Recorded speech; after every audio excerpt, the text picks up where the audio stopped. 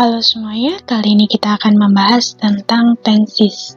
Jadi tenses itu merupakan bentuk perubahan kata kerja di mana menunjukkan waktu suatu kejadian atau perbuatan yang sudah dilakukan atau terjadi di masa lalu, yang sedang dilakukan atau terjadi di masa sekarang, dan yang akan dilakukan atau yang akan terjadi di masa depan.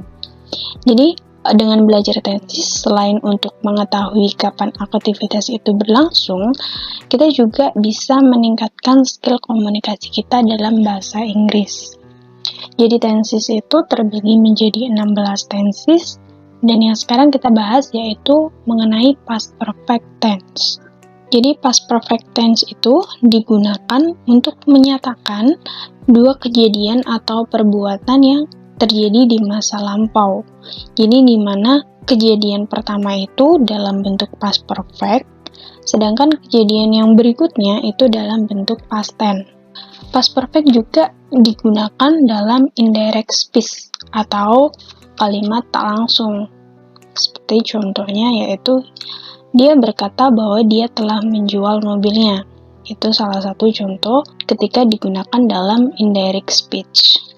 Lalu untuk adverb of time-nya dalam past perfect itu ada already, ada as soon as, ada after, before, just, dan until. Dalam past perfect terbagi menjadi dua, yaitu ada kalimat verbal dan ada kalimat nominal. Untuk kalimat verbal dalam bentuk positifnya yaitu dengan rumus subject plus had plus verb 3 plus object. Langsung ke contohnya. Contohnya yaitu we had gone to school. We sebagai subjeknya, kemudian bertemu had, kemudian bertemu gone. Gone itu adalah verb 3 dari go. Verb satunya go, verb 3-nya adalah gone. Baru objeknya adalah to school. Contoh yang kedua, he had studied biology.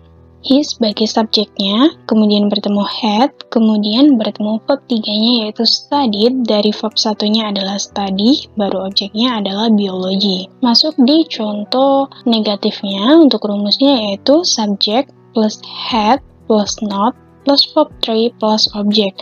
Jadi kita tinggal menambahkan not setelah had. Contohnya, jika tadi positifnya adalah we had gone to school, maka untuk negatifnya menjadi we had not gone to school. Kita tinggal menambahkan not setelah had. Contoh yang kedua, yaitu he had not studied biology. Kita tinggal menambahkan not setelah had-nya. Masuk di kalimat tanya atau interrogatifnya. Untuk interrogatifnya, had akan kita pindahkan ke depan, kemudian bertemu dengan subjek, kemudian bertemu dengan verb 3, baru objeknya. Sebagai contohnya, jika tadi positifnya adalah we had gone to school, maka jika diinterogatifkan menjadi had plus we sebagai subjeknya, plus verb 3, yaitu gone, plus objeknya yaitu to school. Contoh yang kedua, jika tadi positifnya adalah he had studied biology, maka jika diinterogatifkan menjadi had he studied biology. Masuk di kalimat nominal. Kalimat nominal ini adalah kalimat selain kata kerja. Untuk positifnya, yaitu subject plus had plus been plus ana. Jadi ana ini yaitu selain kata kerja. Ana ini adalah adjective, noun, dan adverb. Langsung masuk di contohnya, yaitu you had been sleepy. You sebagai subjeknya, kemudian bertemu had, kemudian bertemu been, baru sleepy ini adalah ananya. Contoh yang kedua, yaitu she had been hungry. She sebagai subjeknya, kemudian had plus been plus ananya. Ini adalah bentuk kalimat nominal dalam bentuk positif. Lalu untuk bentuk negatif dari kalimat nominal, yaitu subject plus had, plus not, plus been, baru plus ana. Jadi kita tinggal menambahkan not setelah had. Sama seperti di kalimat verbal. Jika kalimatnya negatif, maka kita tinggal menambahkan not setelah had. Contohnya yaitu, jika tadi positifnya you had been sleepy, maka jika dinegatifkan yaitu menjadi you had not been sleepy. Lalu contoh yang kedua, jika tadi positifnya adalah she had been hungry, maka jika dinegatifkan menjadi she had not been hungry. Masuk di interrogatifnya atau kalimat tanyanya.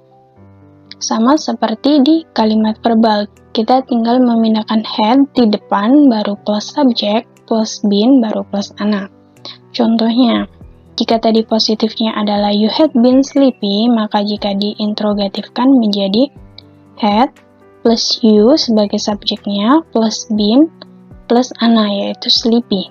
Contoh yang kedua yaitu jika tadi positifnya she had been hungry menjadi had she been hungry. Baiklah, inilah penjelasan singkat mengenai past perfect. Dan ini adalah latihan soal mengenai past perfect, ada 5 soal. Untuk linknya sudah saya terakan di box deskripsi, bisa kalian download. See you next video.